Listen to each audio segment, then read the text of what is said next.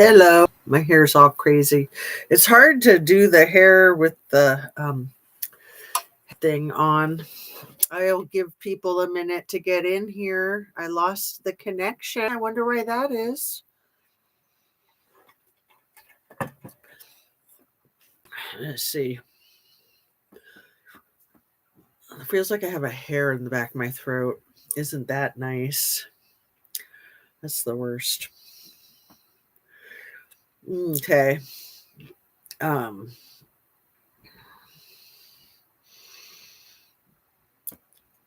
just take a second for people to find the new stream. Yeah, I wonder why I got I wonder why I lost my connection. I'm sure it was nothing, just technical difficulty, right? Hmm.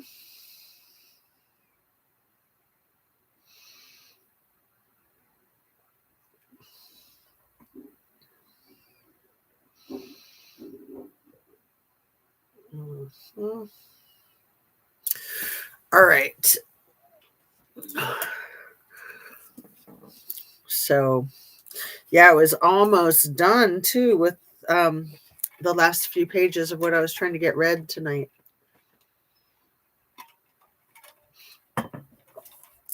So I'll try to find my place while the viewers try to find my new stream. Um,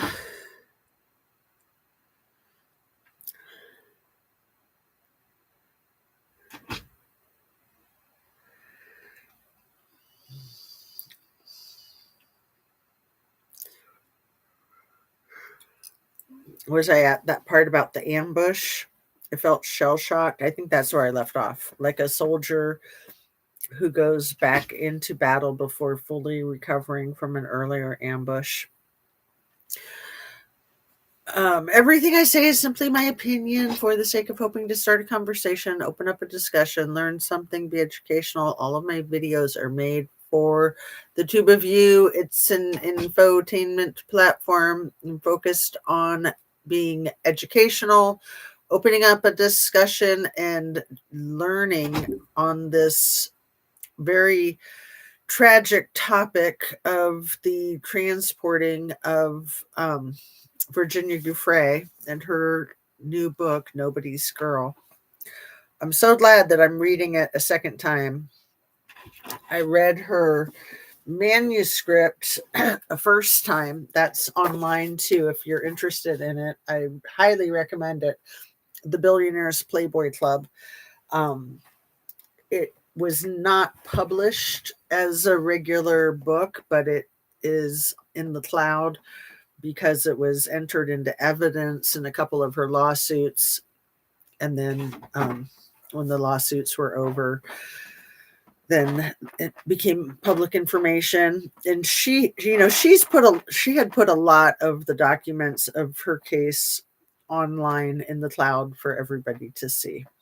So she did a giant document dump 2 years ago, January of 2024. And then it was like the same day, one of Little E's other minions, or whatever you would call her, fixer, kind of a mini Ghislaine, Nadia. I'm forgetting her last name at the moment, but anyway, Nadia disappeared ever since Virginia did that big document dump 2 years ago, January. So who knows? She might be alive. She might not be. I mean, it's hard to say. Virginia's not alive anymore. Little E's not alive anymore. Jiz, G, I think she might not be around that much longer. Not with threatening Mr. T, Tenacious D. She's basically threatening him when she's asking for a pardon or a commutation, and releasing the birthday letter, and who knows what else she's about to release. I think she's about to release some more stuff, but all these emails that are falling from the sky. It's like manna from the sky, pennies from heaven. I mean, it's pretty wild. It's been a wild week. A lot of movement on the whole train wreck. Okay, so where was I? Other parts of my life too were sapping my energy. My attempt to make peace with my dad, for example, I'll never forget the day Robbie, me, and the kids and my dad went to the Busch Gardens amusement park in Tampa. Usually, Robbie wouldn't allow me to be alone with Dad. It was an agreement we'd made that we both felt was for the best.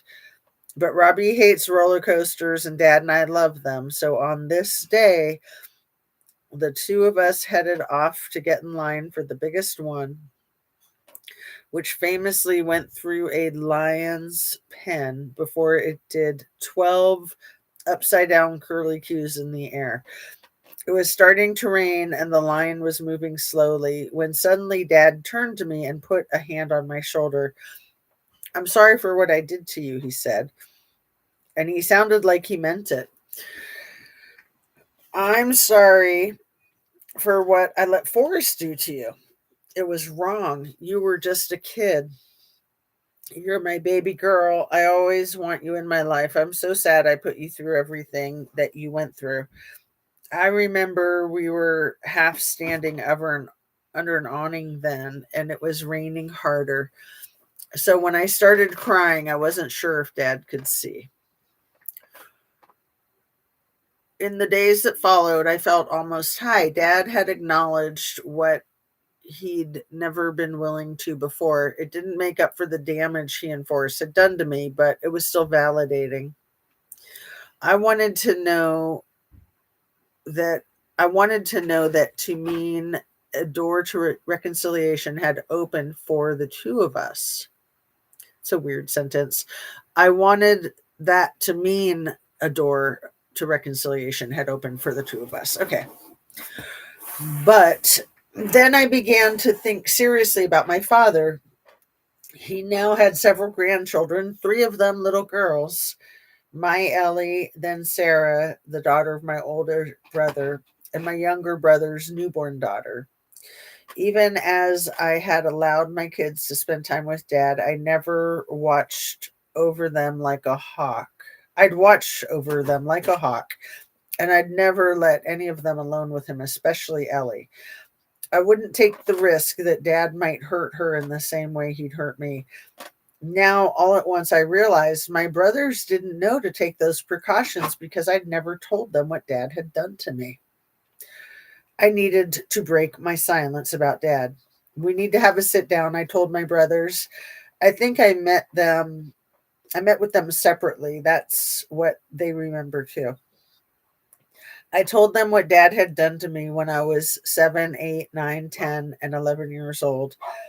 Neither of my brothers wanted to believe me at first. Hey, Annabes, you found it. Yay. How are you? I wonder where I lost the connection. That's just weird. I was just getting to the good part. I'm sure that has nothing to do with it, right? Um, Thanks for finding me again, my dear.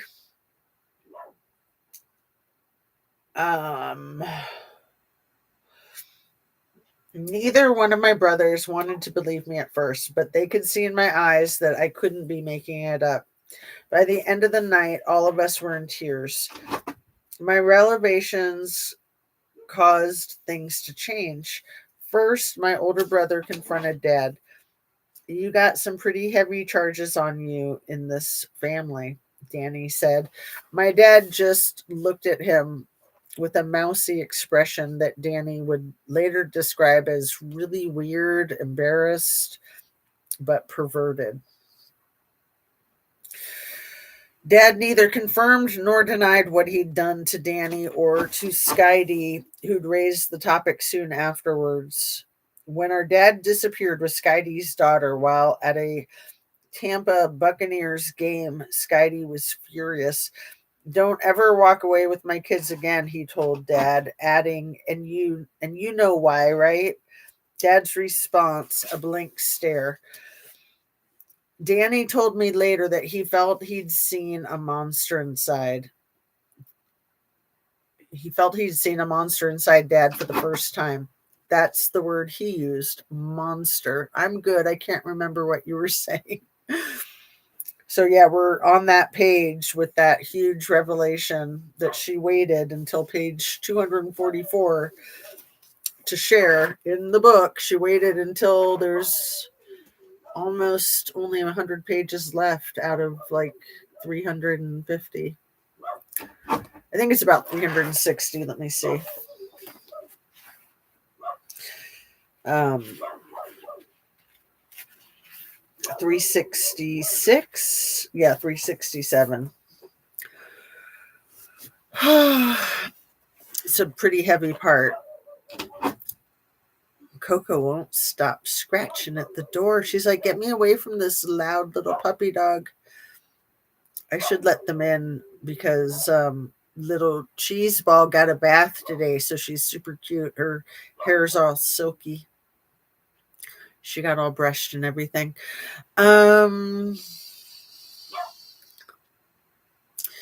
After Danny told our dad he would never see his granddaughter Sarah again, Dad showed up at the workplace of Danny's wife, Lynette, and cornered her, blocking her exit. He told her he knew where Sarah went to school. You can't take her away from me, he threatened. My older brother was so worried that Dad might try to snatch Sarah that he called his daughter's school and told them Dad should never be allowed to pick her up ever again. And that was the end of Dad and Danny's relationship. To this day, they do not speak. Of course, Dad was mad at me too. Why was it taking me so long, you're probably wondering, to expel him from my life once and for all? This was definitely what Robbie wanted, but I was having trouble setting a firm boundary.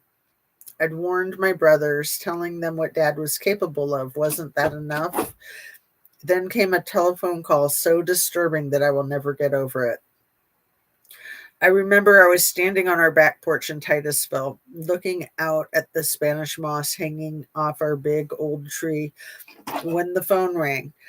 When I stepped outside to answer, the caller, who I knew and trusted, told me that they had heard that evidence existed indicating that he had paid my father a sum of money way back in 2000 when I was first being trained by E&M on El Brillo Way. So I'm going to guess that that money was paid back in around 1998. Actually, as that was sinking in, had Dad profited from my pain? The caller asked if I remembered my father getting a financial windfall around that time, but my mind was blank. I did not want to believe this. After I hung up, I went to tell Robbie what I'd heard. The thought of a father knowingly accepting hush money from the middle-aged predator who was abusing his teenage daughter was horrifying. I felt like I'd gone into shock. But for my husband, this moment was the last straw. If he saw my dad on our property again, he said he wasn't sure he could restrain himself. I want to kill that man. Well, I'd fantasized for years about a happy family reunion in Florida. The state was proving too small for the Robert Scoufray clan. I'd always told Robbie I wanted him to understand where I came from. Well, now he did, in ways we never anticipated. It was time to leave. Run from Florida man. When Robbie and I put our minds to something, we get it done. I called a moving company. We rented a minivan and packed our bags. I remember the furniture was already on a truck heading to Colorado when I called my father and confronted him. Dad, I know E paid you off, I said. There was a brief silence, and then he started yelling at me about being an ungrateful daughter. Here's the thing, Dad, I said. If one of my kids, God forbid, ever accused me of something as disgusting as this, I would tell them the truth. If I hadn't done it, I'd say I hadn't done it, but I'm not hearing you say that. You're not saying a thing. I don't know if he hung up or I did. I was seething. How many times could this one person fail me? A little more than an hour later, Robbie headed to the backyard to mow our lawn one last time. We were putting our Titusville house on the market, and he wanted it to show well. That meant I was standing inside our empty house alone, looking out at the street, when I saw Dad pull up and get out of his effing sports car. I opened the front door. I can see from the way he was swaggering toward me that he was ready to fight. But I put my hand on his chest and told him he wasn't coming in. Dad, you need to stop, I said. Think for a second. Do you want your grandkids to see you and Robbie down on the floor trying to kill each other with blood everywhere? Because that's what is about to happen. If you don't turn around right now, I'm calling the police. I must have scared him because he stopped pushing me. I could see Dad looking over my shoulder, registering the lack of furniture in the living room. What's going on? He asked. We're moving, I said. You're never going to see us again. This is the last time. The look on his face then, I would like to erase it from my memory, but I can't. It was like his features were collapsing inward, like he was being flattened by an invisible force. Oh, Granny Annie's back too. Yay. Um, yeah.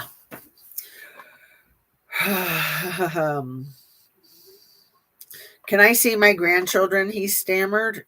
No, I said, you can't. That's when he started sobbing. My dad always has been good at making me feel bad for him. You're my baby girl, he wailed. You'll always be my baby girl. That's Dad. Even in the worst situations, he can manipulate things to seem as if they should go in his favor. If you leave, I'm going to have no one to look after me, he said. Who's going to take care of me? Whoa, always me. Yeah. Dad, I said, and now I was crying too. Robbie doesn't know you're here. You need to get in your car. You need to go before he finishes cutting the grass. Because if he comes in and finds you here, I won't be able to hold him back. Dad's eyes darted around as if he was listening for the sound of the lawnmower. Then he turned, walked to his car, and drove off, and that was the last time I ever saw my father. A few minutes later, Robbie put the lawnmower in the garage. We were leaving it for the realtor in case the house took a while to sell. Oh, maybe I should tell you guys about the last time I saw my father, as I'm getting to the end of this chapter right now. It's kind of a rough story, but it has a happy ending because I never saw him again. Never talked to him again either. A few minutes later, Robbie put the lawnmower in our garage. We were leaving it for the realtor in case the house took a while to sell. And within an hour, our family was crowded into the minivan and we were heading west. Our destination, Penrose, Colorado, just south of Colorado Springs. My dad had a broken heart and I was done with him. Now I would try reuniting with Mom. Hopefully that went better. So yeah, I'll tell you a quick story about the last time I saw my dad and then maybe wrap up this video. It'll be a short one since we're just at 20 minutes. But the last time I saw my dad, I was in high school and I was living with my mom here in Ohio. It was very convoluted how the custody got shifted from my dad having raised us until I was about 14. And then we lived with our friends for 1 year, and then we moved in with our mom in Ohio. So we'd been living in Malibu, California, and we um, just couldn't fathom moving to Ohio. And so we moved in with our best friend. Her parents invited us to live with them for a year. So we did that. But that was rough. That was really rough. And then when we moved to Ohio, it was that first year. Yeah. Um, so I was in 10th grade, and I had come home from school, and I had basketball practice after school, but I had time to like run home, get something to eat, and then go back to practice.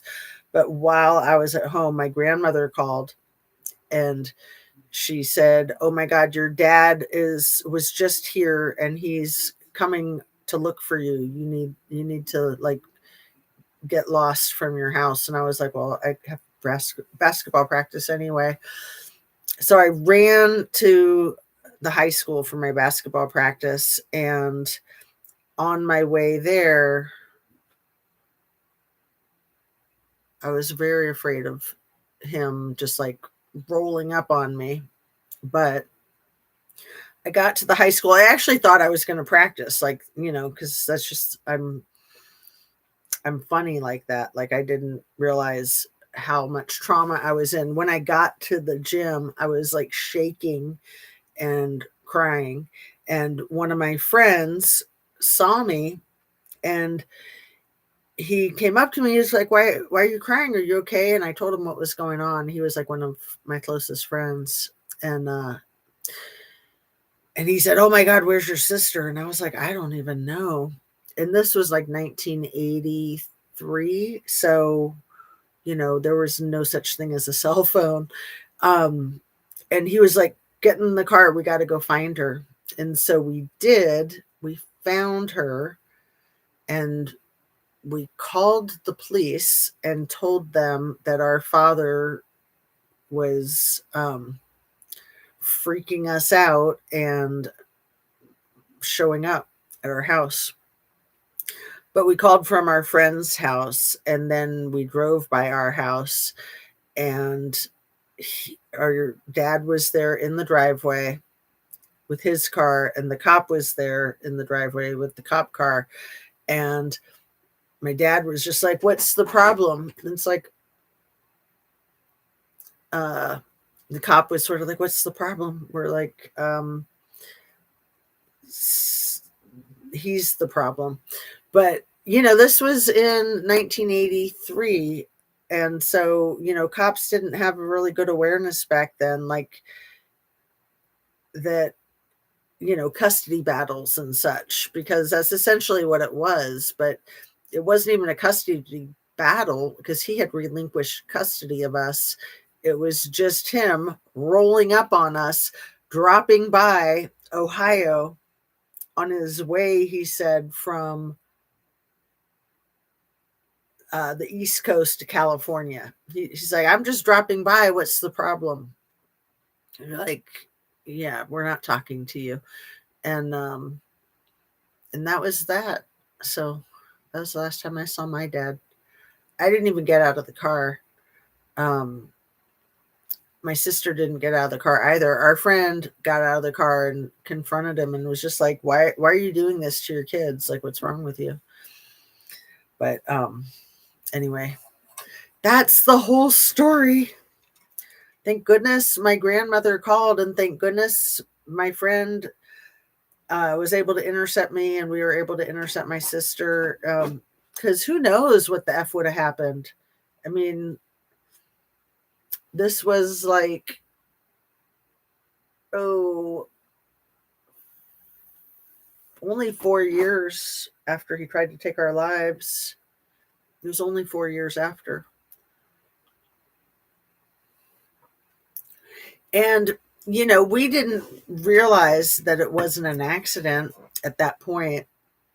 We still thought that the whole carbon monoxide thing was an accident, but that was also on a cross country trip going from California to Florida. That was in Arizona, in in a McDonald's parking lot. And yeah, something just moved over in the other side of the room. I hope he's not here. If you are, you can screw yourself. Just F off. Got no forgiveness for somebody who's going to do something like what he did.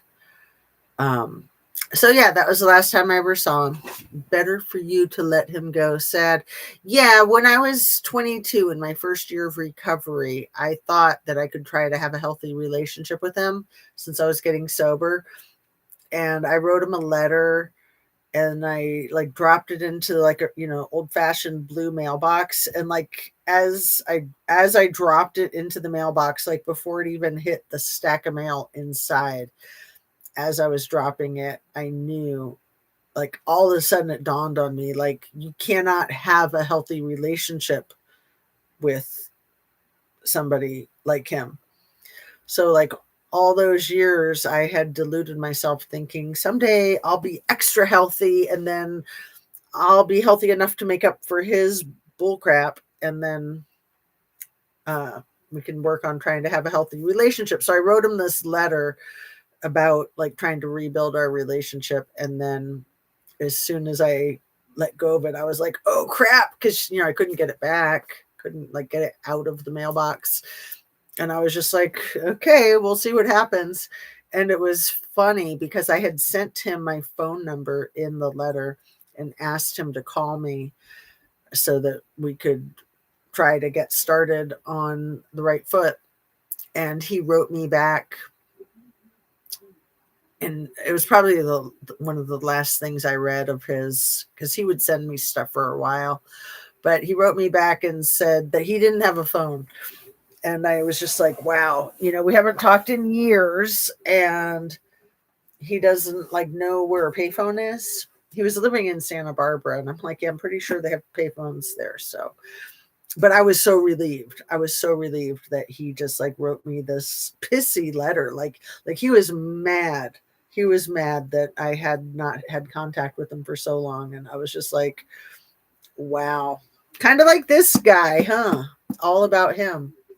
Like Virginia's dad. He didn't want questions. I bet he didn't think you caught on. I don't think he did realize that we caught on at all. But he was obviously feeling guilty because he would write letters sometimes. I mean, his letters were crazy and they were very upsetting to me. So normally I didn't even read them. But when I did read them, he would try to say things like, it wasn't my fault. And, I think he was referring to that, he was just referring to anything that bad that had happened. Nothing was his fault. He took no responsibility. It's not like he was the only grown up in the house or anything, right? It was the Democrats' responsibility. It was all Joe Biden's fault. And if it wasn't Joe Biden's fault, it was Barack Hussein Obama's fault, right? Anyway, should I read a couple more pages or should we sign off? It's just 28 minutes.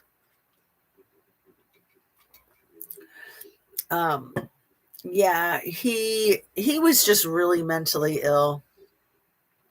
He was really mentally ill. A couple of years after that, I called the Santa Barbara Police Department because he sent me a letter from jail and wanted me to like.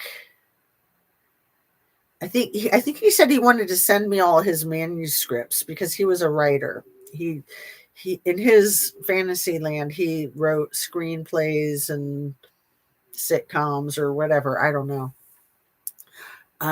But he asked me if he could send me all of his manuscripts so that I could hold on to them for him while he was in jail or something.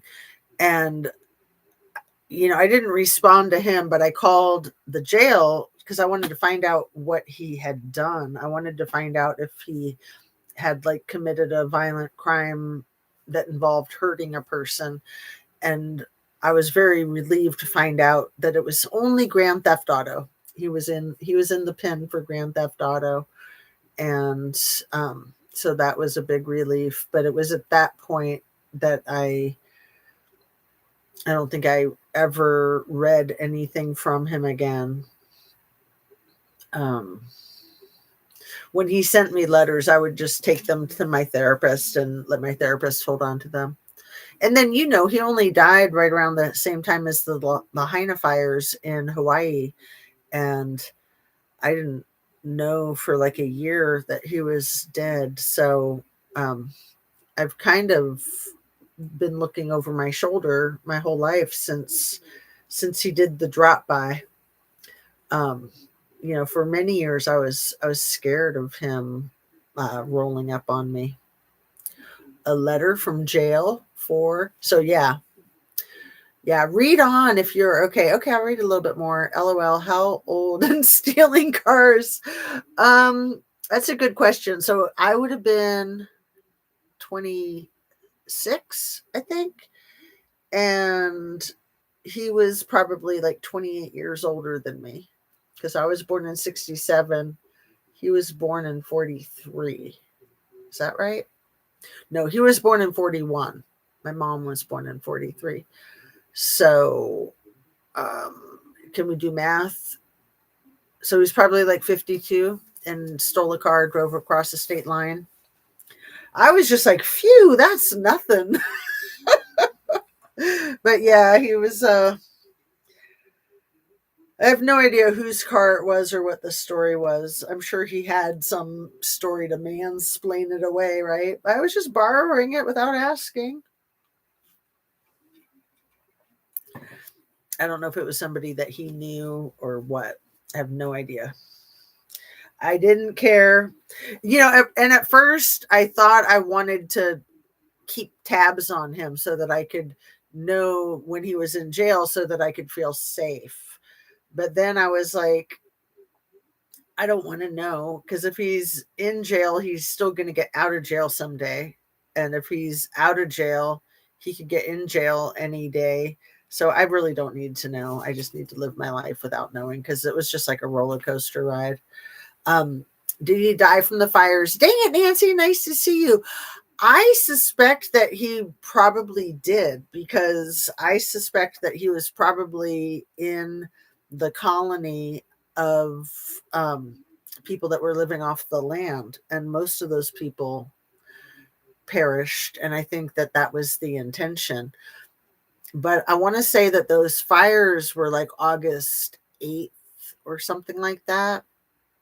They were August, and the date of death that they had uh, technically for him was like the 23rd of July. So I think that could be obfuscation so that it's one less person that they need. Because, yeah, that would be a perfect way for them to only count 100 instead of like the 1,000 that it probably was. They could just say that all of these other people that didn't, that were living off the grid, they could say that they died on this day or that day or the other day. They died a week before or a week after. Um, that's probably exactly what they did. That's probably how they got around that. Huh. I mean, he was 83, but I didn't find out how he died. So, yeah. Um, my parents didn't even get speeding tickets. You're so lucky, Granny Annie, having normal parents. How spoiled you are. I have 4 in 3 years. My car is a Pilot and I fly it. Oh, I love Honda Pilots. Those are cool. Dang it, Nancy says, Annie, I feel you. I've had every traffic violation, even racing cops. That's what they call it when you don't pull over. I have a Porsche. That's what they're made for. LOL. Oh, you're kidding me. Dang it, Nancy. That's hilarious.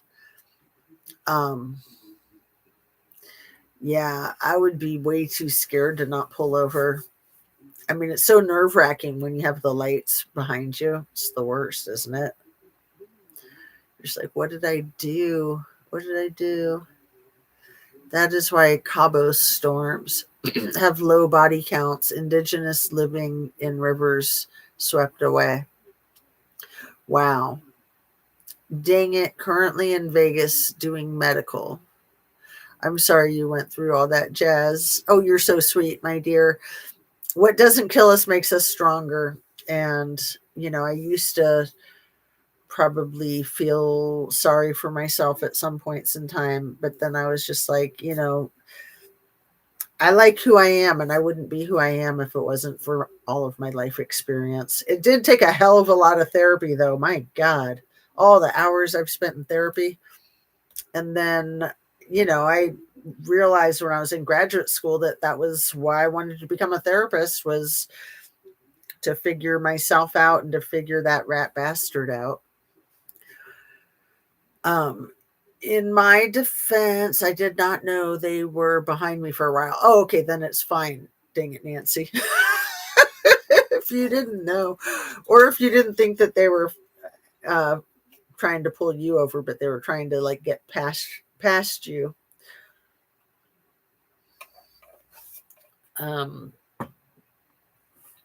Let's see. You would love Baja straightaways. 100 is too easy. Oh, you're hilarious, Granny Annie. Yeah, Hondas go fast, man. Hondas are good cars. It is hard not to fly in a Honda. That's our little club. We didn't die and got strong. Yep, exactly. Both of my parents never had a speeding ticket either. Oh my goodness. That's wild. Goody two shoes, are we? 1 year therapy for the grape. Not emotional, discussing it now. Aw. Yeah. I mean, whatever it is that works for you, my dear. 840 miles from San Felipe sunrise to sunset, 13 hours. All right, let's read a little bit more. Maybe we'll see if we could read another chapter. Rocky Mountain High, because if we read another chapter, then we're like down to the final stretch of the last 100 pages. Or we'll be getting closer anyway. It looks like this chapter is kind of short. And then we're at the end of that part. Like the book is divided up into 4 or 5 parts. So this last chapter of part, is this one part 3 or is it part 5? Let me see. Let me go to the table of contents. Part 1, part 2, part 3, part 4. Okay. So the last chapter of part 3. Part 3, the name of that part is Survivor. The name of part 4 is Warrior. And what are we? We're the Justice Warriors. So part 1 is Daughter, part 2 is Prisoner, part 3 is Survivor, and then part 4 is Warrior. So we'll read the very last chapter of Survivor, called Rocky Mountain High, and it's 10 pages long. So we're on page 247. There's a Kelly Clarkson song that she recorded around this time, and whenever I hear it, I think of how I felt leaving Florida piece by piece. Clarkson describes recovering from wounds her dad inflicted in childhood by finding a sustaining love as an adult with a kind, protective husband. Piece by piece, he filled the holes that you burned in me at 6 years old. Wow, I haven't followed Kelly Clarkson. I didn't know any of this. I know she's like a winner of like American Idol or something like that. I'll have to check that out. She sings fiercely to her father, and I think of Robbie, who restored my faith in family by building a new one with me. And of course, I think of the man who burned me, my dad. At 31 years old, I'd been fighting most of my life to feel like a worthwhile person. It seems like a little dim. Is that any better if I move this little light around? I think I need this light over here, maybe. Is that better? I think that's a little bit better. I don't know. We'll just go with it. Um, oh, I've made up for their no tickets. LOL. I had the best parents ever. One chief master sergeant and German mom. Strict Catholic, she would call us damn dirty heathens. My four older brothers mostly never even took an aspirin. Dang it, Nancy. Granny Annie says, how nice. Um, yeah.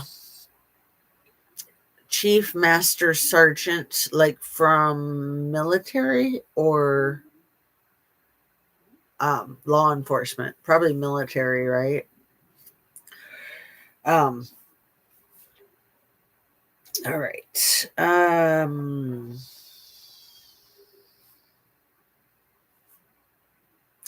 At 31 years old, I'd been fighting most of my life to feel like a worthwhile person. I'd make strides, no doubt, but sometimes all that healing seemed to disappear.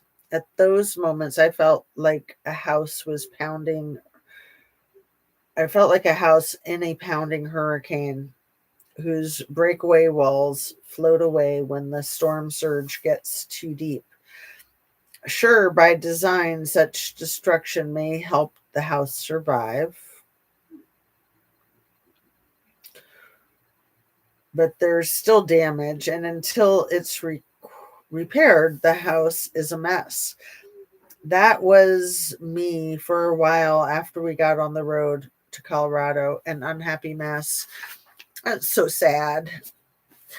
It didn't help that the minivan we were driving was full to bursting with both people and animals. Yeah, that's stressful. I mean, those two, Robbie and uh, Jenna, had a lot of resolve to just move right after that, just that quick decision.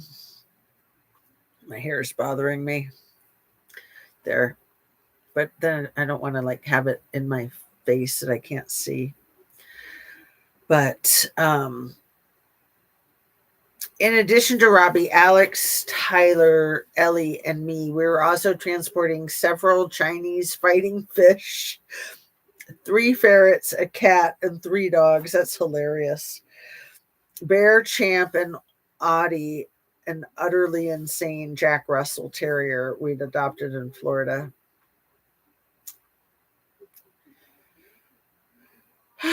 And a snake named Athena, and I don't even know how many hamsters.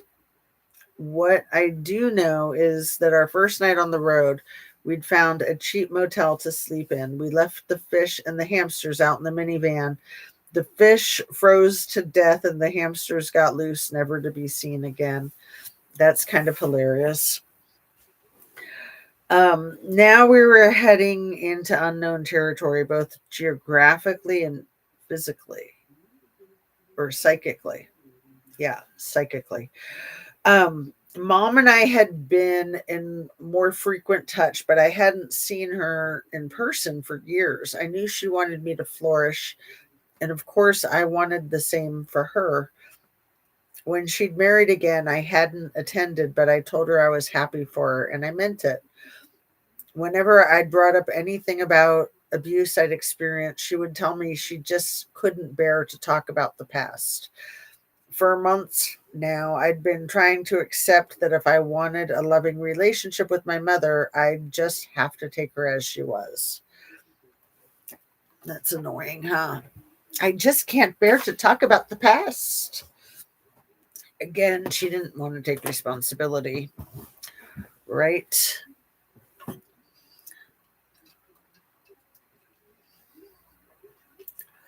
Um,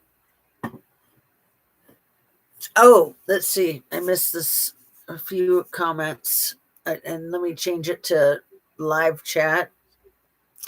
But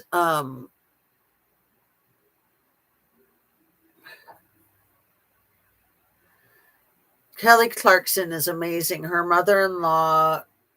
Oh, her mother-in-law is Reba McEntire, DV ex-husband.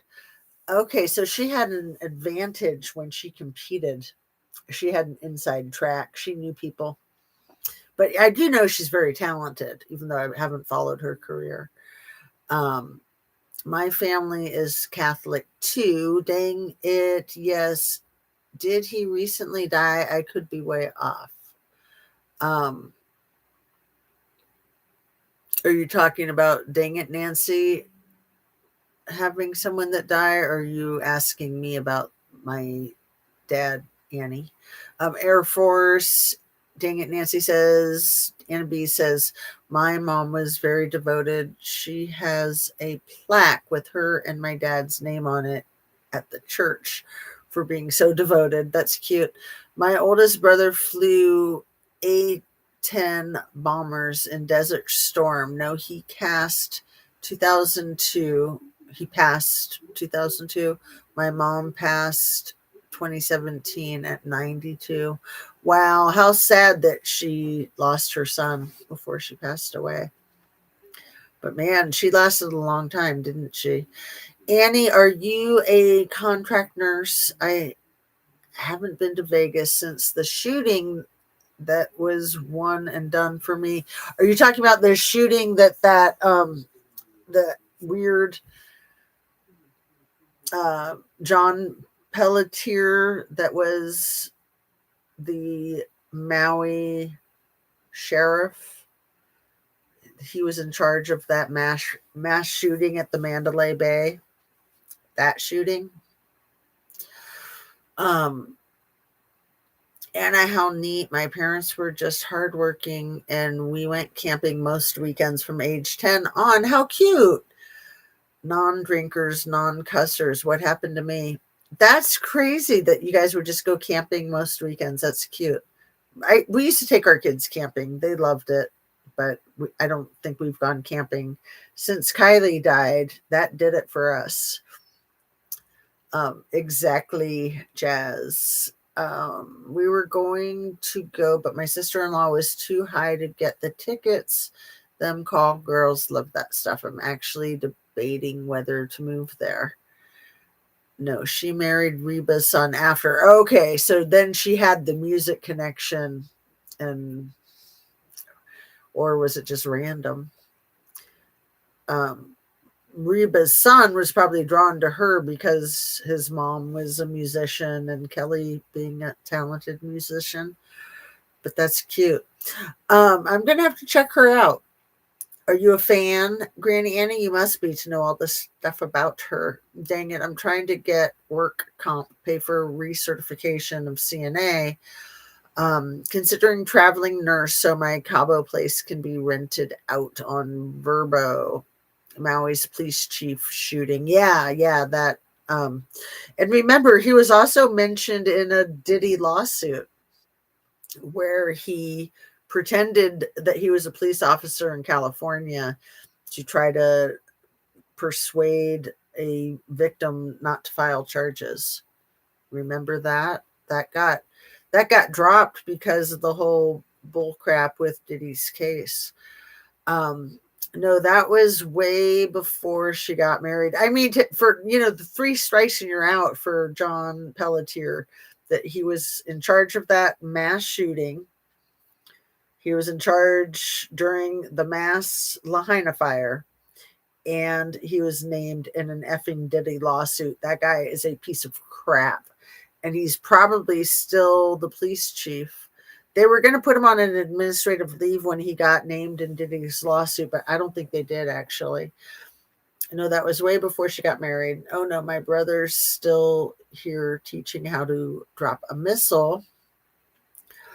I am just trying to get pain pump. 20 years of this and it doesn't get better. Not a pain pump that makes you dizzy at hospital, smaller doses. Then I can move better and take physical care. Yeah. Yeah, it's important to stay ahead of the pain. Very important, yes. And how suspicious. Heard he had something to do with that and Hawaii. Yeah, the way he handled that whole Hawaii thing was crazy. I hope it helps, Annie. Okay, let's see how much we can read through here. Did we get through all the animals, the hamsters in the minivan that froze to death? I think we got through the I'd have to take her just as she was.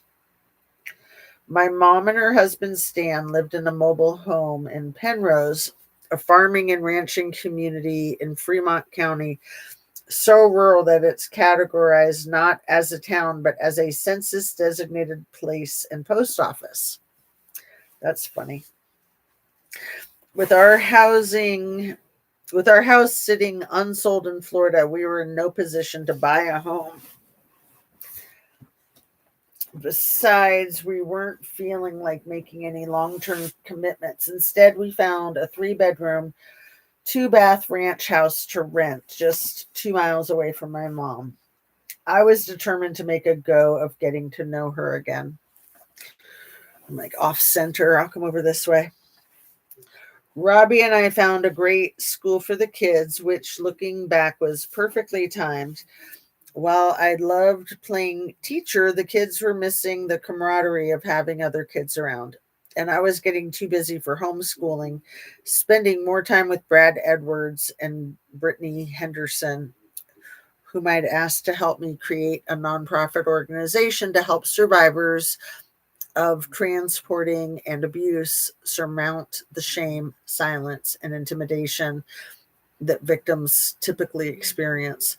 I wasn't sure exactly what my organization could accomplish, but in December 2014, Brad and Brittany helped me file the paperwork to formally get Victims Refuse Silence, as I then called it, registered as a 501c.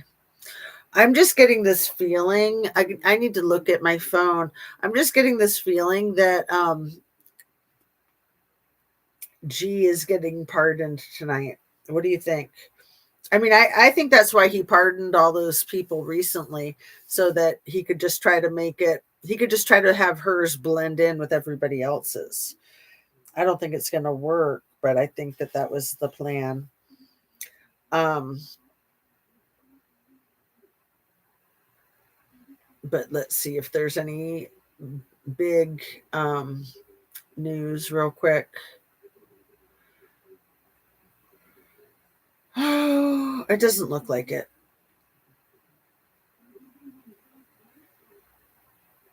Oh, but here's a good title: Rosie's Insights. E-flights coordinated with Trump's Air Force. Let me see what this, I'm going to have to watch this when we're done here. Um,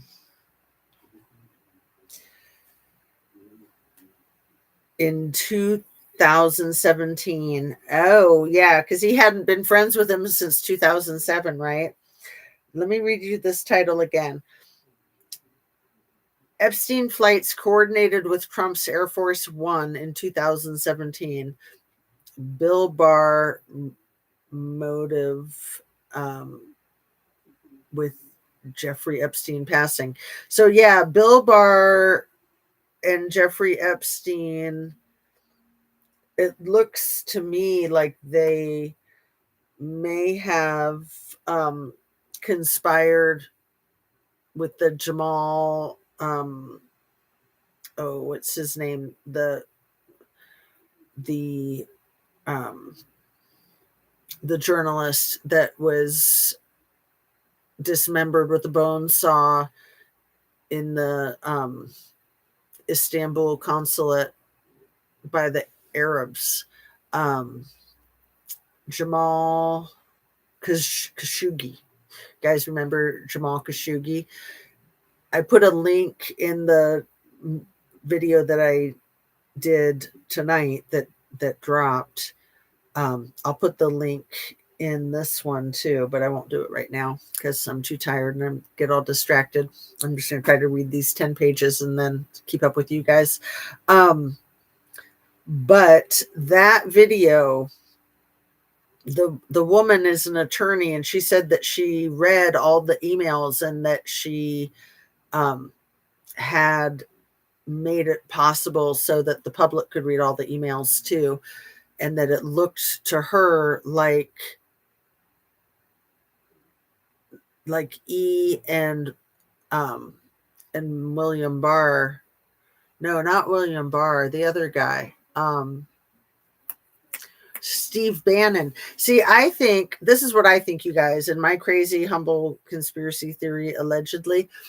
I think that Steve Bannon, William Barr, and Donnie all conspired to eliminate E.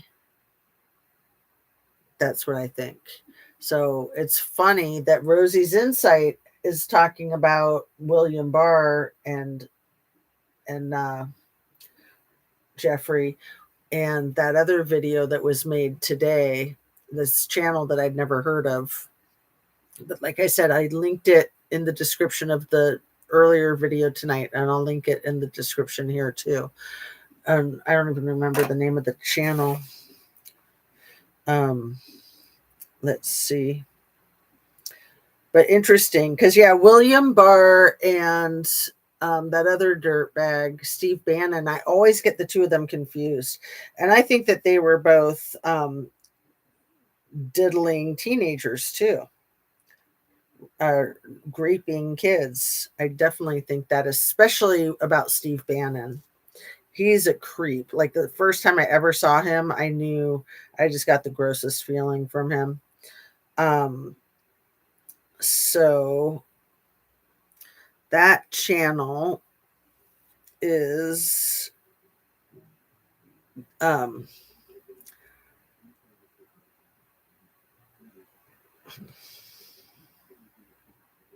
The Resistance Live. Elizabeth, I really liked her. I'd never heard of her before. It just showed up in my feed. Elizabeth Cronice McLaughlin. So let me just go ahead and link it up so that I don't forget to. Copy link and then go to my thing.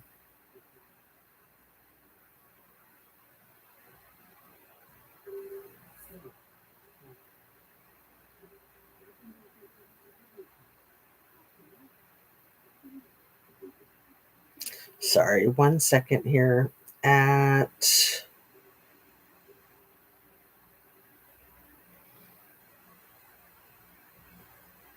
Okay, done with that. And I'm fading. It's 11:30, you guys. You're keeping me up late. No, thank you so much for being here.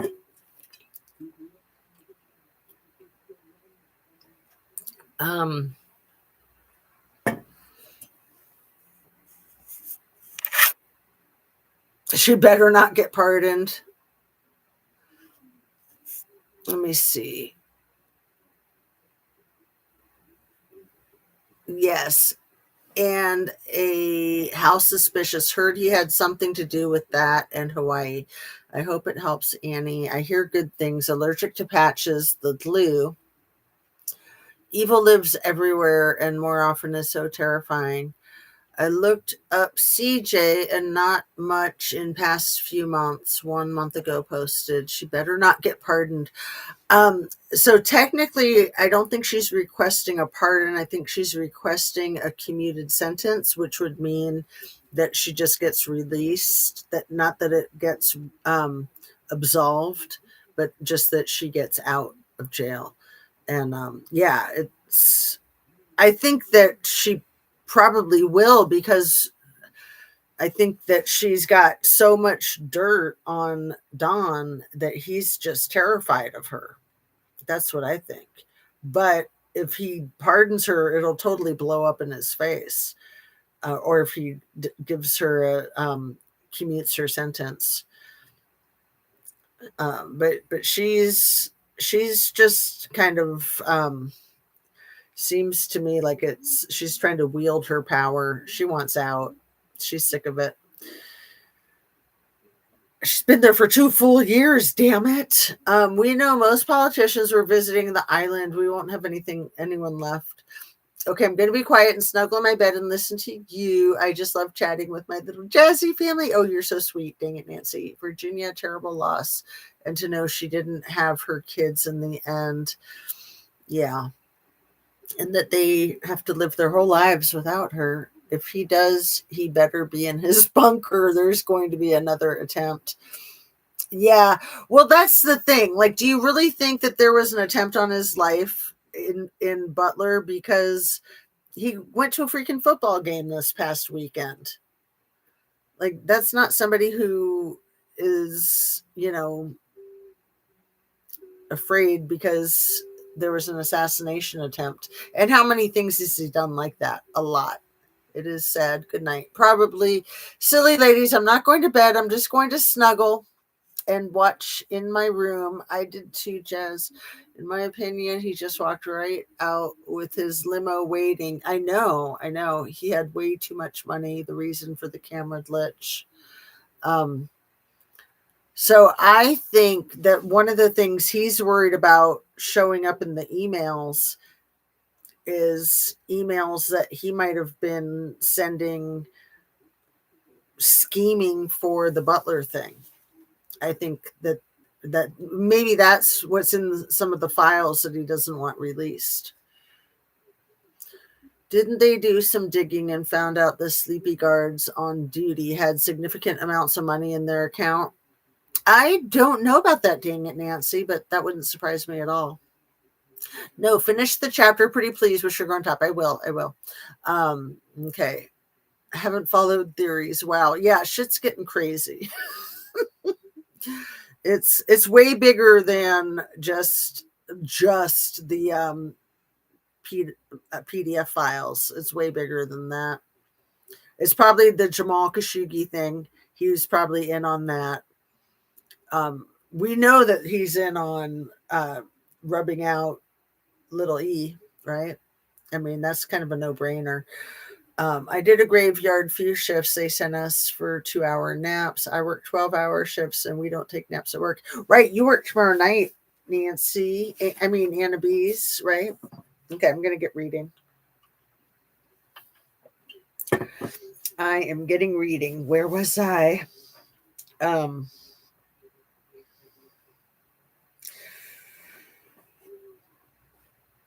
They found their house. They got the kids in school. Nonprofit organization to help survivors of transporting, and the 501c3. That's right where I was, I think. That same month, Brad and a colleague, former federal judge Paul Cassell, put the finishing touches on the motion that sought for me and another victim to join the lawsuit that Courtney Wild had filed against the U.S. Attorney's Office back in 2008. As I've said, that suit alleged that the government had failed to protect the rights of E's victims guaranteed by the CVRA. The right to confer, to have reasonable notice, and to be treated with fairness.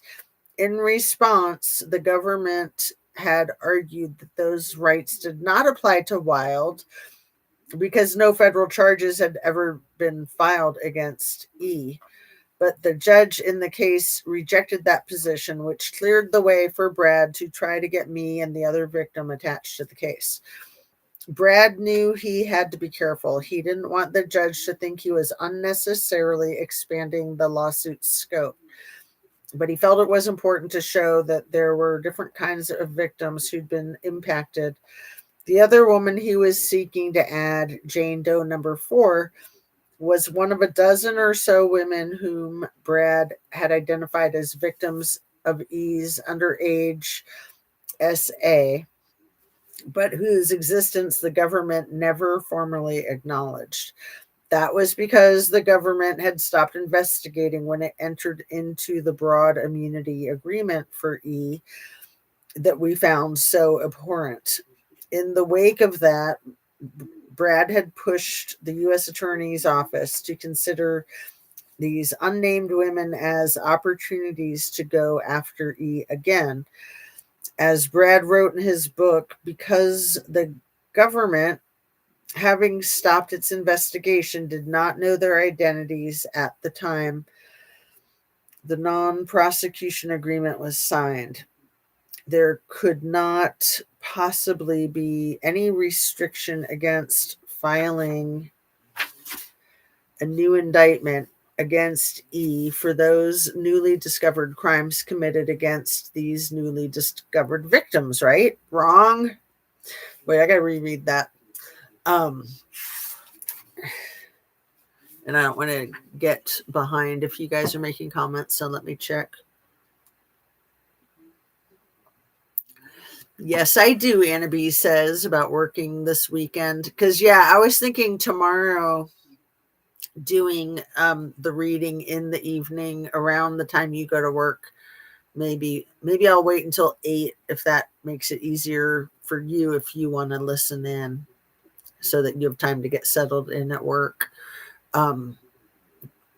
Or we could do it earlier in the day, but I'm kind of thinking in the evening just so I have a long time to rest my throat that's getting a little scratchy, rest my vocal cords. Let's see. It was awkward. I just don't fall asleep at a nurse's lounge. A few days later, my first dead body was a man passed away during the night shift. I did my scheduled vitals, but his aide wrote vitals, allegedly. Oops, first dead. I moved, forgot nursing home. He taught me dead weight, dead, and rigor when his AM nurse tried to see him right after shift change. Wow, that's wild. Okay, let's try to power through if we can. We've just got 7 or 8 pages. All right.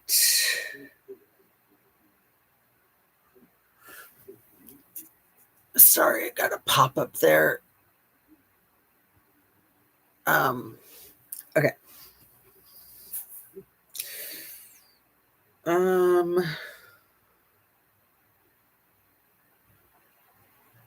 Brad knew he had to be careful. Jane Doe number 4.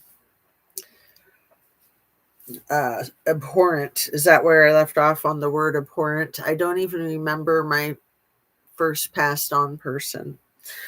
In the wake of that, Brad had pushed the U.S. Attorney's Office to consider these unnamed women as opportunities to go after E again.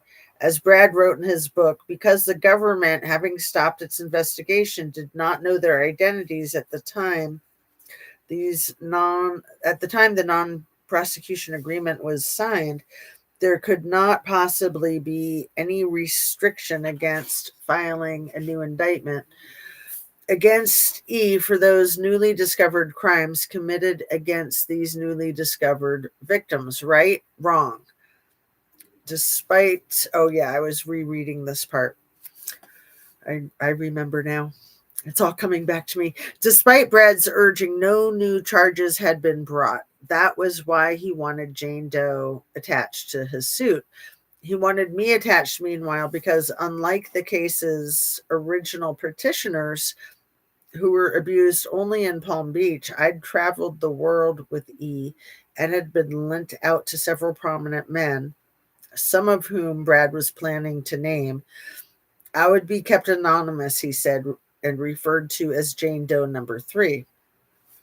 Brad decided we would file our motion for Joinder, as it's called, the day before New Year's Eve 2014. He hoped the filing would go unnoticed given the holiday, and perhaps it would have, but for Josh Gersten of Politico. On December 31st, Gersten blogged about the filing in general, but mostly about me. A woman allegedly kept as a sex slave by politically connected billionaire investor J.E., who went to jail for having sex with underage girls, is accusing several prominent friends of the financier of having taken part in the debauchery, according to a new court filing, Gerstein wrote. The woman, referred to in the court papers as Jane Doe number 3, leveled the allegation Tuesday. Gerstein's story went on to quote this part of our filing.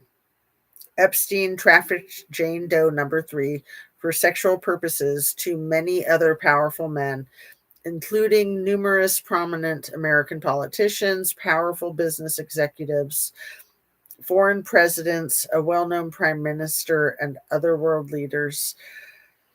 E required Jane Doe number 3 to describe the events that she had with these men so that he could potentially blackmail them. Interesting. Ooh, we're just at 1 hour, 11 minutes, and 11 seconds. 1. Lots of ones. Okay. And I was dating my lead nurse, my head nurse. He had us come in and watch a peaceful passing of an old man, of an old mean German man. Come watch him pass. That was my guy I learned not to date at work. He was handsome, light-skinned black man doing his residency for MD. Jealous or racist night shift saw us after work one night. That's crazy, Annie. That is bizarre. That's kind of twisted. It's like, I don't know. I think that's twisted of the doctor, in my humble opinion. But, I don't know. I wasn't there. I don't know the full context. It just seems weird. It just seems like he wanted other people to shoulder the stress of the moment or something. Maybe, I don't know.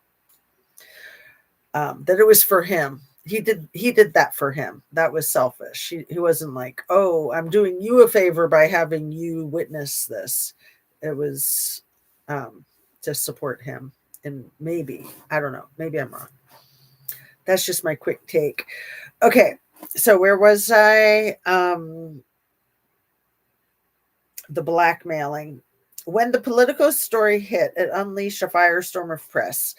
And for G, who'd been referenced by name in the complaint, that was particularly unwelcome. G had been attempting a reputational makeover by founding the Terramar Project, a self-described environmental nonprofit organization that was vaguely focused on creating a global ocean community, whatever that means, based on the idea that shared ownership of the high seas.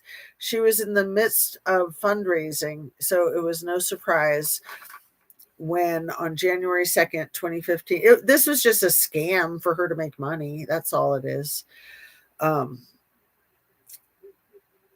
January 2nd, 2015, G issued a statement through her publicist identifying me by name and calling me a liar. I'm going to take a really quick bathroom break and then come back and finish the last 5 or 6 pages. So 1 sec. Sorry, you guys.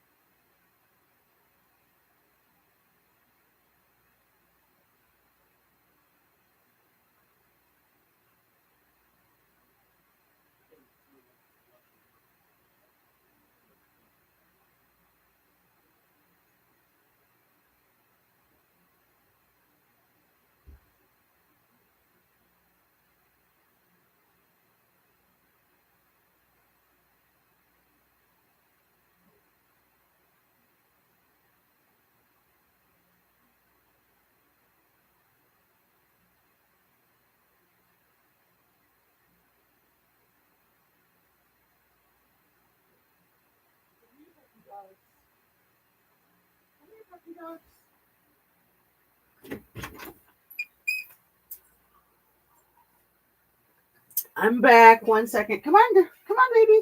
Come on. Little girl, so cute. I got the puppy. And I got something to drink. Okay. Get situated back in here. Get wedged back into my chair. And come here, baby. Come here. Oh, you're such a cutie. Look at this baby girl. Look at this baby girl.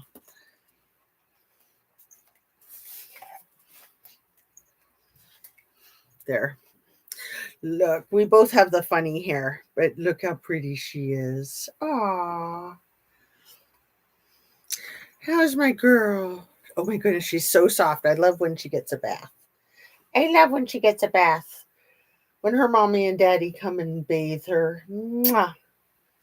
Try to prove that they're worthy parents since they relinquished custody of her temporarily. My son and his girlfriend. They adopted her and then they said, she's too much of a handful. We can't do it. Mom, help us out. And I was actually glad that they did that because I knew they weren't able to take care of her. And she does well with our dogs. Our poor dogs get annoyed by her. But she is so cute. Look at this baby. Look at the screen so people can see how cute you are, baby. Mwah. Look at how precious these silly, crazy whiskers. These silly, crazy whiskers. You're so funny. She's like the Lorax. Okay.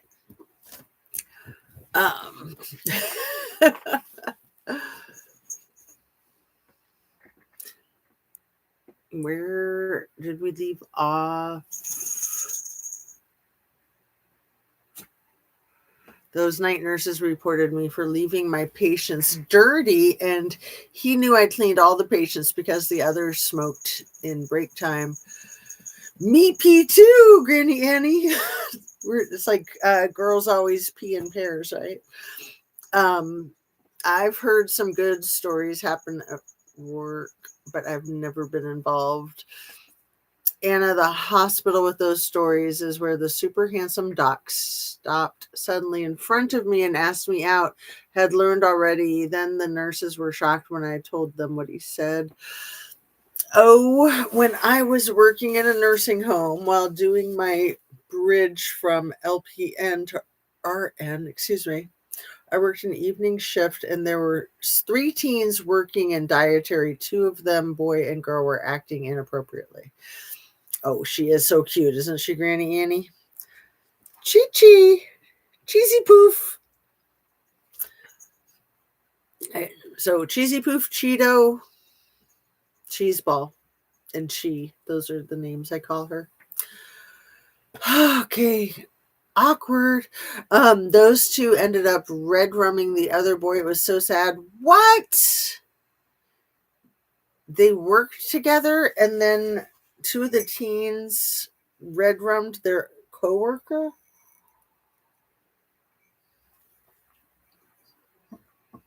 That's insane. Okay. Where was I with this?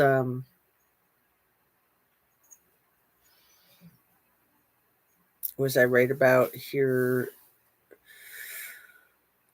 It was no surprise when on January 2nd, 2015, G issued a statement through her publicist identifying me by name and calling me a liar. Jane Doe is Virginia Roberts, the statement began. The original allegations are not true and have been fully responded to and shown to be untrue, it went on. Each time the story is retold, it changes with new salacious details about public figures and world leaders. Miss Roberts' claims are obvious lies and should be treated as such and not publicized as news, as they are defamatory. And this is why G had to pay Virginia millions of dollars, because she just slandered her. Like, she knew she was lying. She knew she was lying. Bitch. Yes, they red rummed him right before Christmas and took his whole check. OMG. Dang. He had been working extra to buy presents for his family. Oh my goodness, that's so sad. How long ago was this? A long time ago? Like 20 or 30 years ago? That's awful. Um on January Wait, did I already read that part? On January 13th, 2015, Sharon Churcher, determined to capitalize on my being back in the news, wrote a misleading story about the handwritten pages about my time with Prince Andrew that I'd handed her the day we first met in 2011. Photos of those pages, my loopy handwriting on lined paper, accompanied a story by Churcher on the gossip site Radar Online, and its headline couldn't have been more breathless or error ridden. Diary entries of teen sex slave detail sordid hookup with Prince Andrew in her own handwriting. Billed as a bombshell world exclusive, the story was inaccurate in that it described the 24 pages I'd given her as a secret diary and implied I'd written them as a teenager when I was with E, not a decade later when she asked me to. Reading those pages again, I was embarrassed by the girlish tone. But more than that, I was disgusted by Churcher. Once I'd believed she was my friend, now I saw she was nothing but a bottom feeder. How long, I wondered, would she try to dine out on her years old interview with me? It's no fun being called a liar. It sucks to be the subject of erroneous muckraking. Dr. Lightfoot, my psychologist, had taught me breathing exercises to help with my anxiety attacks. But in these weeks, right after the joiner motion, it was all I could do to not hyperventilate. Michael Wolff is getting a lot of pushback like that right now. A lot of people are up in arms over his um, email threads with E that have been released. Personally, I'm in Michael's corner. I don't think he did anything wrong.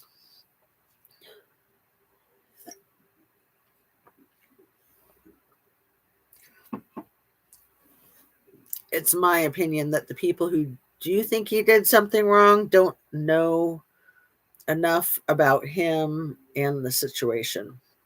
Because I told you guys I've watched Michael Wolff a lot in recent months with the whole thing, the Inside Trump's Brain with Joanna Cole on the Daily Beast. I've seen almost every single episode, if not every single episode. And I wasn't sure about him at first. I told you guys how I was like, but I think he's solid.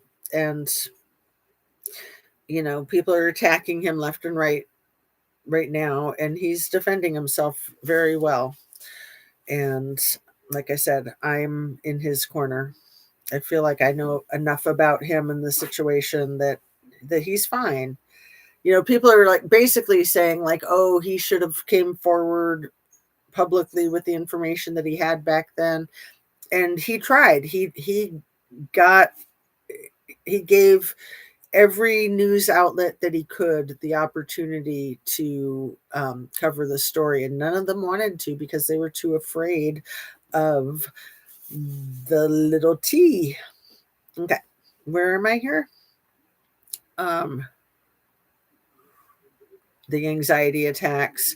But in these weeks, right after the joiner motion, it was all I could do not to hyperventilate. But then something amazing happened. Boise had a colleague in his firm's Fort Lauderdale office named Sigrid McCauley. Come here, baby. Come here, cheese. Come on up. Come on up, cutie. Oh, come on, baby. You cuddle. You just cuddle. She is such a love bug. There, you guys get close up looks on the sweet pea. Come here, Boo Bear. Mwah. Okay. Um, She's like, what is that? That's curious. Can I chew on it? Come here, baby. You're such a love bug. Yes, you are. Um, Sorry, now I got lost again. Okay, this great attorney, Sigrid Macaulay, she'd been on maternity leave. Okay, I'm just going to reread that last sentence. Boise had a colleague in his firm's Fort Lauderdale office named Sigrid Macaulay. Yeah, I think she was like the bomb diggity for Virginia. She'd been on maternity leave after having her fourth child, and as she was preparing to return to work, Boyce mentioned my case to her. While her background was in contractual and securities litigation, Macaulay had volunteered for years on behalf of abused women and foster children. When the CVRA case put me squarely in the spotlight in early 2015, Boys reached out to Macaulay and asked her to meet me. I flew to New York, and the moment I met Macaulay, a striking, willowy blonde with an assertive demeanor, my life changed for the better. I'd always been grateful for Brad Edwards. He'd been the first lawyer to stand up for me. He'd taught me so much, and he would continue to do so. But Siggy, as I'd begun calling Macaulay after hearing her mom use the nickname, it felt as if I'd found a sister in arms, smart, fearless, relentless. Together, David, Boys, Brad, and Siggy were the legal dream team I needed to begin truly holding my abusers to account. Let's see what say you guys. I'm not going to lose my place though. About 26 years ago, Anna B says, Annie in Independence, Missouri, where Jesus is going to pick up the Mormons. Um, my friend suggested referrals. I told her my patients are all dead. Took care of very arthritic 94-year-old on a cruise last May. She passed in July. Canadian Club on her gums. Oh, you put like alcohol on her gums?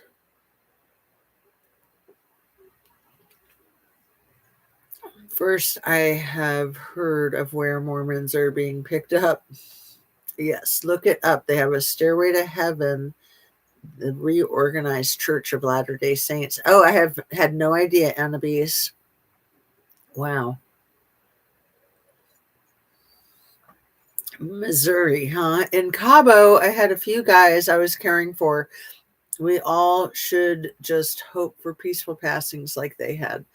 Reorganizing an offshoot, or the blessed ones go up it. Yes, an offshoot. But recently, somewhere I heard or read something to do with a Mormon saying that they had to get to independence. Wow. What a wild story. That is pretty interesting. Okay. So I know exactly where I left off. Can you believe it? It's the first time all night. I needed to begin truly holding my abusers to account. Not that doing so was going to be easy. Can you remember America before the Me Too movement? As I write this, it's been less than 7 years since three brave reporters and their sources, sparked by a conversation about sexual harassment, assault, gender, and power, by revealing countless bad acts by movie producer Harvey Weinstein. How come Donnie hasn't pardoned him? Not that I want him to, but I would think that he would. They were buddies. Still, many have forgotten how dangerous it is then for women to confront their abusers. It's still dangerous, to be sure. Yeah, this one is no longer of the living. Still dangerous, to be sure, but it was way worse then. Even if we wanted to, Siggy and I will never be able to forget. When she and I joined forces in early 2015, it was more than 2 years before Weinstein's depravity would be unmasked, and many people were unaware of the existence of serial abusers like him. Moreover, many were skeptical then of female victims who came forward. Actually, I'm being too polite. Let me rephrase. At that time, survivors of abuse who took on those who'd victimized them were routinely discredited, treated like whores, and beaten up all over again in the press. Exactly. Absolutely. Siggy and I remember what we call those dark days because we lived through them together. And for me, this headline about me, which appeared in the New York Daily News just weeks after she and I first met, says everything about what we were up against. This is the headline: Prince in false rape flap, sex slave shock, accusers claim tossed in 98 case. Those words appeared on the Daily News front page on February 23rd, 2015, superimposed on the photo of Prince Andrew with his arm around his victim, me, Virginia Roberts, who claimed she had orgies with Prince Andrew as a sex slave, made rape claim against two teens when she was 14, read a caption. Readers who turned to the page found an article based on a leaked 17-year-old Palm Beach County Sheriff's Office report that had been written when I was 14. What are you doing down there, little puppy dog? You're getting in trouble. Um, I've already described the disturbing details of what deputies were investigating back then. Two teenage boys, one 17 and the other 18, had SA'd me in the back of a car while I was unconscious in 1998. Now I was 31 years old and I had just named a few of my related abusers in court filings. In response, someone had dug up this confidential report and fed it to the press. Juvenile records, especially reports about minor victims, are supposed to be kept under seal. But a legal breach wasn't the worst thing about this article. The worst thing was that it and its false rape headline misinterpreted what the leak report said, making it look like prosecutors dropped the case because they didn't believe I was telling the truth. In fact, the reason the case wasn't prosecuted was murkier. The assault had been reported by a counselor at Growing Together because I was enrolled there. Investigators who wanted to interview me had difficulty contact me, the report acknowledged, and both boys, why they confirmed that they'd had sex with me, insisted it was consensual. So it was the classic he said, she said situation. Yes, the document stated the case was not prosecuted due to the victim's lack of credibility and no substantial likelihood of success at trial. But according to Siggy, that was boilerplate language used by law enforcement when the case was inconclusive. Reached for comment, Siggy tried to point that out. For the prosecutors to describe her as not credible means only that they did not think they had sufficient evidence to win, but she was great. The Daily News quoted Siggy as saying, and to be victimized all over again with the leak of sealed juvenile records is disgraceful. Despite the efforts of her critics, she will not be silenced. I loved having this strong woman fighting for me, and I told Siggy so. I would soon nickname her Superwoman. But even with Superwoman in my corner, the Daily News callous rehashing of my awful childhood felt like a low blow. When that first story dropped, Siggy and I got on the phone and she told me we probably needed to brace for more of the same. In her previous legal work, Siggy said, no comment, had been her usual response to media inquiries, but we were dealing with something different here, she believed. Reading the article, it seemed the reporter had cherry picked phrases from the leaked sheriff report with the goal of painting as withering a portrait of me as possible. For example, the story quoted the report as saying my mother had told a detective in 1998 about her daughter's past rug use and how many kids in Royal Palm Beach are involved in rugs, witchcraft, and animal sacrifice. I mean, talk about guilt by association. I've been accused of a lot of things, but animal sacrifice, no one loves animals more than I do. Come here, little baby girl. Come here. Come on. Come on. Come back up. Come here. Come on. There you go. There you go, cutie. Oh, you're so sweet. She's such a teddy bear. Look at her long, long hair. She is like a tiny Sasquatch. She does really good standing up on her back legs. Then she really looks like tiny Sasquatch, miniature Sasquatch. Okay. 5 days after the leaked Grape Report article, the Daily News came after me again.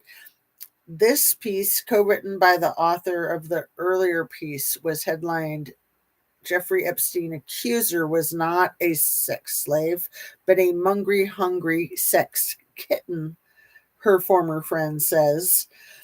The story, which described me as a hard partying teen who eagerly traded sex for cash, relied heavily on a Loxahatchee, Florida resident named Philip Guderian, who said he'd been at Growing Together at the same time I was, though I had no memory of him. Guderian claimed I was E's head bitch and that I never looked like I was being held captive.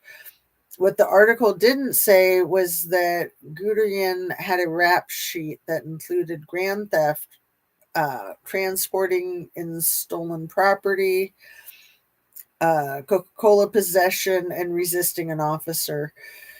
Guderian would also later be convicted and sentenced to 10 years in prison for striking a man in the head and causing his death at a bar.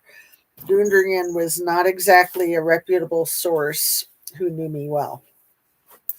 Again, Siggy tried to defend me, to say that our client acquiesced in this abuse or that the abuse was okay because she was paid for it leaves out the fact that this is why we have laws in the United States to protect minor children who are groomed and transported by adults. She told the Daily News, blaming a minor child who was being transported by a wealthy and incredibly powerful individual is irresponsible and works only to silence other victims and reward the abuser. But Siggy might as well have been screaming into the wind. We got a footnote here. In February 2025, South Carolina Supreme Court reversed the conviction and ordered a new trial, finding that the lower court failed to give the jury proper instructions regarding Guderian's defense. Oh, it's about his case. We would later learn that in the days after my joiner motion that named names, E and G had communicated about how to convince people to discredit me. You can issue a reward, E had written to G in an email dated January 12th, 2015, to any of Virginia's friends, acquaintances, family that come forward to help prove her allegations are false. She and Brad and I were coming to the conclusion that if we wanted to battle these smear campaigns and focus attention on the truth, we needed to do more than have Siggy comment. After some media reports insinuated that I was an inadequate mother who was setting a bad example for her 3 children by lying, I wholeheartedly agreed.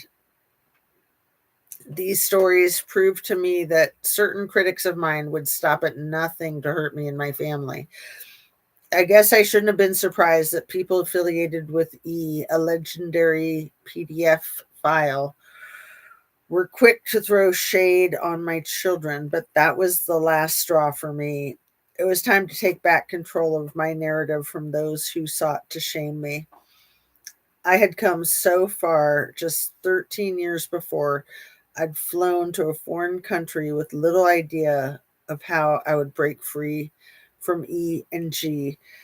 Now, not only had I liberated myself, but I'd also fortified my resolve, transforming from a skittish teenager who wished only to disappear into a strong woman whose name and face were becoming linked in the public sphere with the idea that victims should hold their abusers to account.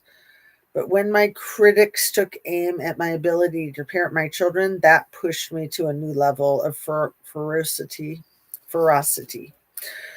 I'd built a family with Robbie. I'd drawn a line with my father. I'd unpacked some of my worst luggage with Dr. Lightfoot. And with the help of my lawyers, I'd put names to some of my abusers' faces, faces that I still could see as clearly as when I first laid eyes on them. I'd also taken the first steps toward joining a growing community of women who'd survived E and G's abuse and who were adamant that this twosome and others in their circle pay for what they had done. On my best days, I could picture myself standing shoulder to shoulder alongside these brave women. While I still had moments of weakness, more and more I was feeling strong. It was time to fight for the first time in my life. I felt ready. Part 4, Warrior. This is a Margaret Mead quote. Never doubt that a small group of thoughtful, committed citizens can change the world. Indeed, it is the only thing that ever has. I love that. It's such a great quote. And The Point of No Return, chapter 27, but I think we're going to stop here. We basically have the last 100 pages that I'm hoping we'll get through this weekend. So tomorrow night and then maybe Sunday night as well. And 50 pages tomorrow night, 50 pages Sunday night. Think we can do it? I think we can. I think we can. All right, you guys. Thanks a million for hanging out as usual. I appreciate you so much. Let's see. Where are the comments? Yes, on the cruise, she smuggled a bottle of Canadian Club, told her friend I hospiced liked cold turkey. Is that booze? I rubbed his gums with it and he moaned happily. I told Margaret I would do it. Well, I think they're called spirits for a reason. And yeah, that could totally help with the crossing over. I like that. I think that's an appropriate medicinal usage. For her and I almost didn't go. Was super sick, but I went and she passed the next morning. I called Willie, her friend, for a goodbye. On speakerphone last morning of our cruise, she had a mini stroke, didn't know where she was downhill from there. Glad we went. Yeah, what a good way to go. Like nothing like dying happy, huh? The media is so gross too. People are just vicious, like I was saying about Michael Wolff. It's like, I think he's incredible to be doing what he's doing. He's incredible. He's being incredibly brave. Melania threatened to file a $1 million lawsuit against him, just like she threatened to file a $1 million lawsuit against Hunter Biden. because both of them had revealed the information about E introducing her to the guy she's married to. So as I'm learning all this information about Virginia and E and G and just the way the whole, like, it was very systematic, the way the whole system worked. So it's like the um the girls who were transported, once they aged out, they would either become recruiters or they would get sold off to Jeffrey's billionaire friends. What do you think happened to Melania? And I don't think anybody would figure it out if they weren't freaking out, her and her husband freaking out so much when people would bring it up. Like, they both tried to, like, say anybody who brings up Melania's name in the same sentence with E will get sued for $1 billion. So it's like, well, what are you hiding? Oh, okay. So anyway, she threatened to sue Michael Wolf for $1 billion, but he just went ahead and filed a $1 billion countersuit against her so that he could get subpoenas underway to depose her and G and T. He'll depose all of them. And he's like chomping at the bit to do it because he already knows so much. He knows what's there. So, he tried to share his information. He tried to go public with it. He did his best. And now here we are. So I admire him and I'm grateful for what he's doing. I mentioned it a few days ago that it seemed to me that he was the spearhead or the straw on the camel's back that was going to like break the levee and make this whole thing happen. And yeah, people can be so brutal. They are like high school bullies. And yeah, media can be especially reporters can really throw people under the bus. He's not really a reporter. He's an author. He does autobiographies or biographies, unauthorized biographies, I think. So, people are criticizing him as if he was an investigative reporter, which he's not, because he gave E advice on how to destroy T. And it's like, as a reporter, you wouldn't give anybody advice. But anyway, he's standing his ground. He's standing up for himself. Like he said, it's not his first rodeo. It's not like he expected people to be all nice to him. Like high school bullies. Yeah, they're so adolescent. And mainstream media reads billionaires' scripts was the most articulate description I think many of us feel. All the big news channels bending the knee to the orange cheese puff has ruined their credibility. Nobody watches mainstream media. Like, it's like good riddance, that they're all bought up by these jokers and they're all shooting themselves in the foot. I mean, everybody watches stuff on their phones these days and on their laptops or their tablets or what have you. I mean, sure, a few people still watch television and still watch mainstream media. Like our president, he all he watches is Fox. I agree, Annie. 2 ads right when you were reading this part. Oh, I'm sorry, my dear. Thanks. I hope you have a good night, everyone. Thank you, Jazz. Thanks, you guys. I remembered the Playboy Bunny friend's name, Donna Spears. Nice gal. She told me about it before the first series came out. Backdoor Grape and Wrecked Guts. Some girls. Oh, it's so sad. It's terrible. So everybody, your homework is to watch the South Park episode if you haven't watched it yet. And better yet, I'll put a link in the description to Pod Save the World. Are you guys familiar with that channel? It's a huge channel that I don't normally watch, but I watched their recent breakdown of the most recent South Park, and I subbed up and I thought, I should watch them. Like, I didn't watch them because they're kind of like a mainstream YouTube channel, but they're good. They're thoughtful and they're smart guys. I like them. So I'll put a link in the description to the Pod Save the World episode of just doing a South Park reaction video. It's just like 20 minutes. And then you don't have to watch the whole South Park, which is also 20 minutes. It's like 22 minutes, but I totally recommend watching it because it's so good. And yeah, that whole thing with Satan's butt baby is probably alluding to what you were talking about earlier, Granny Annie, about how perps will do the back door so they don't have to worry about pregnancy. It's so disgusting. It's so gross. Hateful.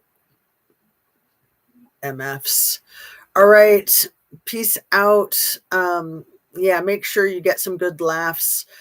I'll put a link to that Josh Johnson on Daily Show too that I was saying was so good from a couple of days ago, where he just like nails all of the whole thing with the emails. And yeah, it's a weekend, so what there won't be any news over the weekend, right? Nothing until Monday. No, I'm being sarcastic. I'm sure we'll be waking up to a shitstorm, right? All right, you guys. Good night. Sleep tight and love to you. Drink your water, eat your protein and your fruits and veggies, and take care of yourself. Have a really good night and a really good weekend.